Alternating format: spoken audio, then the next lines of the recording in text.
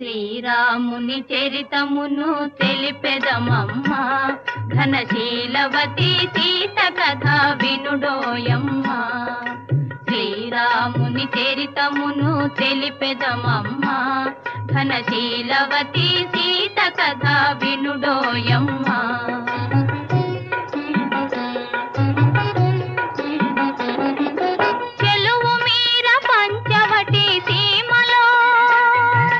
కొలువు చేయ సౌమిత్రి ప్రేమతో, తన కొలువు తీరి రాఘవుడు భామతో. శ్రీరాముని చరితమును తెలిపెదమమ్మా, ఘనశీలవతి సీత కథ వినుడోయమ్మా.